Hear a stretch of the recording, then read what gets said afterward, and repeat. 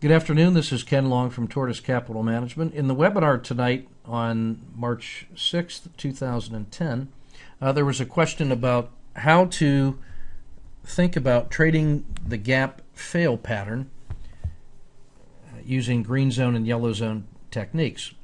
And their question was prompted by the following observation, and that was, we're looking at the gap stat and the range stat right now for SPY.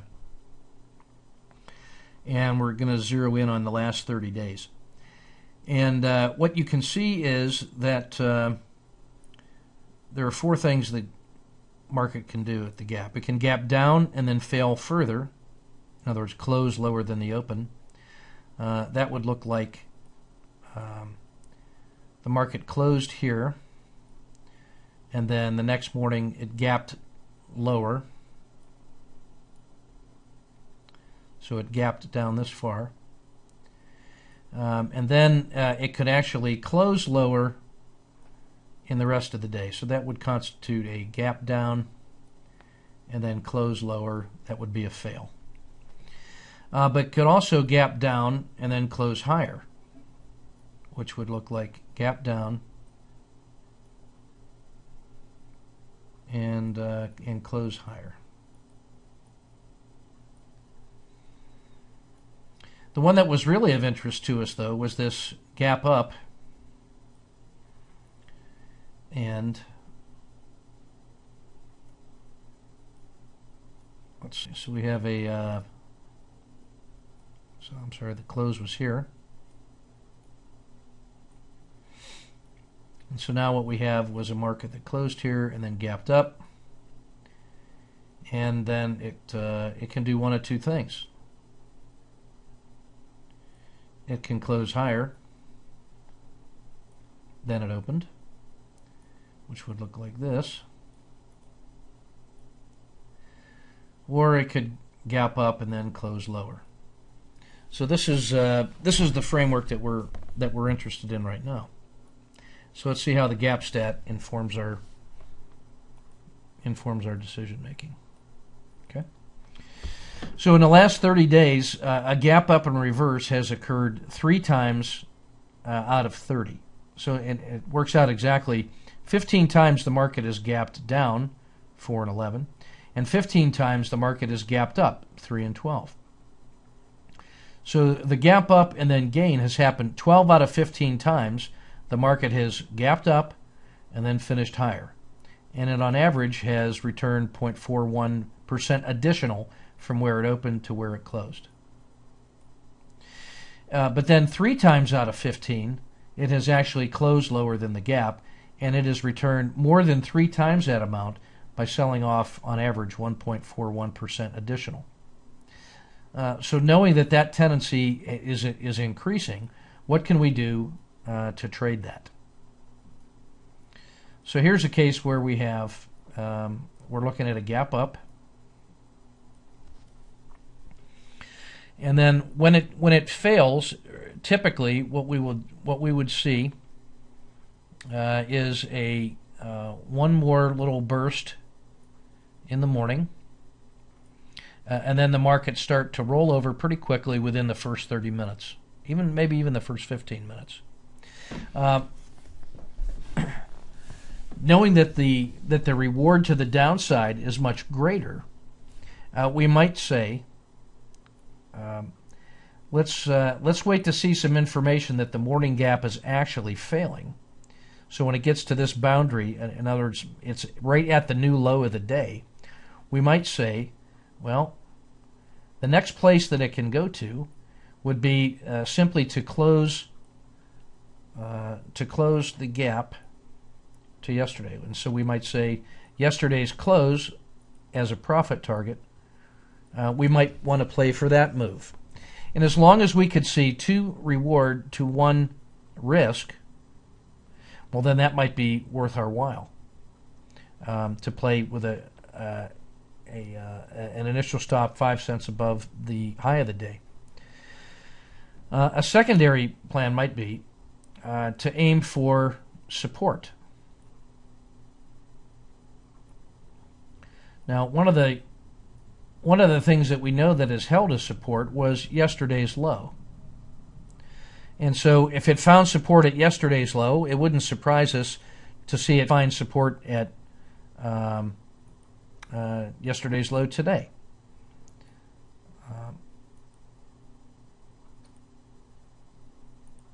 So we could set that as a profit target.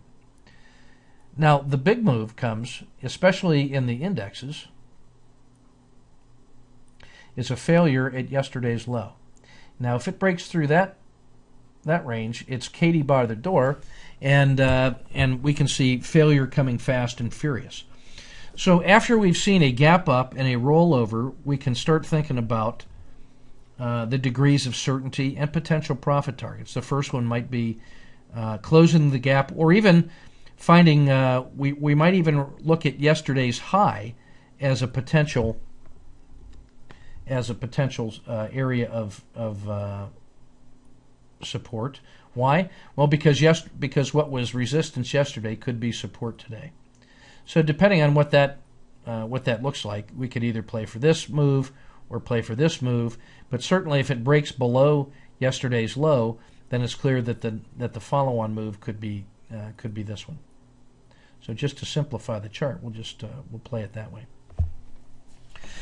Now, the way I've drawn this, you can see a 2-to-1 here. What we would be prepared to do is immediately play to cash that, because it wouldn't surprise us if it found support and then continued back on, particularly because we have a swing pattern that we think is likely to give us a reasonable reward to risk. As you can see, if we could buy it here south of the green line, which was our mechanical entry, we would love that trade.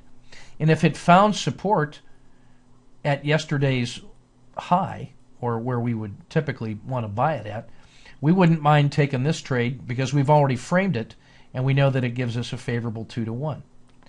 It also wouldn't surprise us to see if it found support where it found support yesterday, and we would be playing for that trade frame. So at each one of these potential hesitation points or reversal points, we are prepared to stop and reverse. However, if it ever takes out what was yesterday's support, which is the boundary between yellow zone and red zone for us, we definitely want to be short this one upon evidence of failure. But at the same time, we're ready for these reversals. So it's really important inside the yellow zone type of trading or intraday trading to believe that any of these moves are possible and to be prepared for them, and don't stick around not being able to believe your eyes. Believe your eyes. Price reversed at those expected reversal points and is moving against you. As long as you are framing the trade with 2-to-1 and you know where your initial stop is and you're quick to reverse your position, you can be market neutral or direction neutral and simply trade what you see. So to review, the bigger the gap up, the bigger the follow through. We know that from the range stat and the gap stat. And so the sooner this starts rolling over and then violates its gap opening, we now can start believing that a simple test of yesterday's high or a closing of the gap, if we can see 2-to-1, we may want to take that trade. It's easier to see that in a bear market, but even in a bull market, that can be lucrative. If we see hesitation at the expected hesitation point like this, then we may have enough evidence to suggest that, well, what we're seeing is a resumption of the swing trade that we actually wanted to see. And so because this may actually occur, we may want to just cash our 1 or 2 hour win here and then immediately reverse. That's not a bad play. Why? Because we wanted to buy it around this green line, the solid green line anyway, based on the fact that it was a swing trade. Now that means you have to be able to stop and reverse, but you also have to say, look, if it actually stops me out and then goes, the next thing we may see is this. And then if that one works, we're now into this position again. If I see just enough of a resumption, could I actually be looking for this kind of move? Yes, that's still within our, now what we have is a yellow zone trade where we want to buy it with tactical momentum anywhere south of that green line. Now we may just decide, let me see it take out the green line anyway. I may want to wait to just see a mechanical entry at this point, and let me see it get through. And now I'm into this potential trade, and I've made my entry, and I'm looking for my swing trade. This as long as you wait to see the green line taken out, you actually are in a position to take your swing trade. Now let me show you another refinement.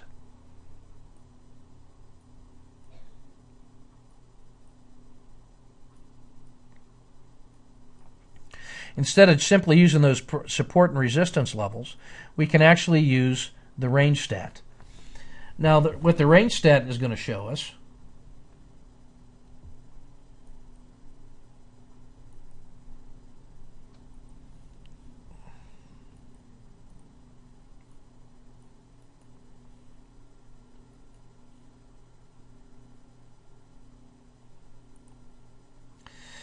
is the maximum average normal move between high of the day and low of the day. So that's the average range plus one standard deviation of the last 30 days.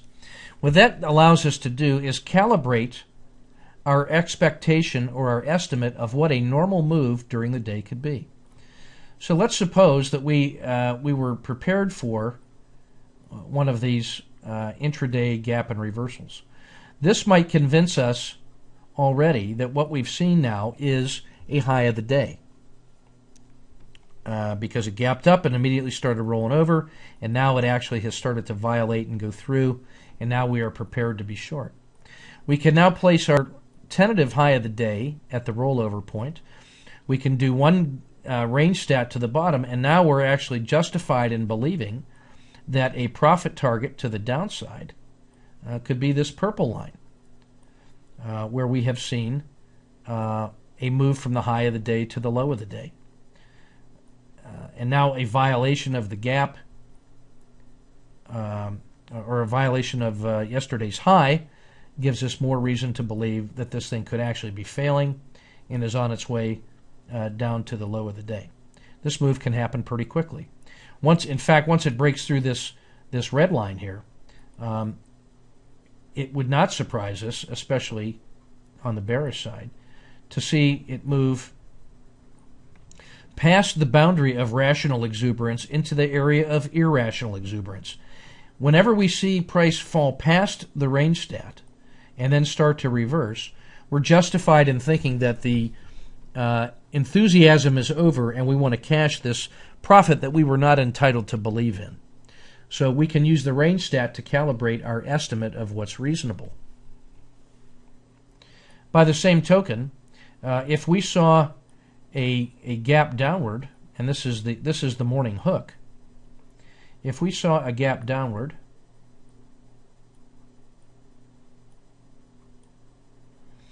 and then price start to work in our favor, we could be justified in saying perhaps we've seen the low of the day, and now an intraday target for us might be this. And so we could actually start playing for the move from the low of the day up to the high of the day, knowing that we could trade this with yellow zone techniques.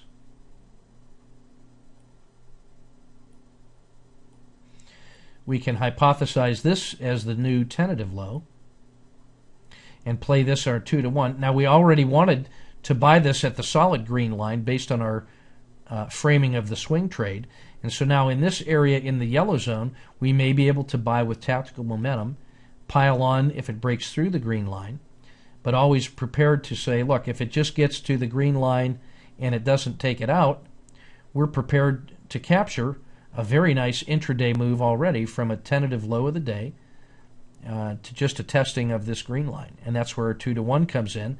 But if instead of hesitating there, it blasts through with power, now suddenly we can add another position at a place where we were already willing to buy it, with the idea being that intraday, with our turbo position, we'll try to harvest it around the tentative high of the day, and then leave a core position to go through and aim for the swing trade in the days ahead. So that's how you can think about trading the gap fill. There's a lot of moving pieces in there, but you have to have a framework to be able to understand where price could reasonably get to intraday. So thanks for your attention, and looking forward to more good trading in the days ahead.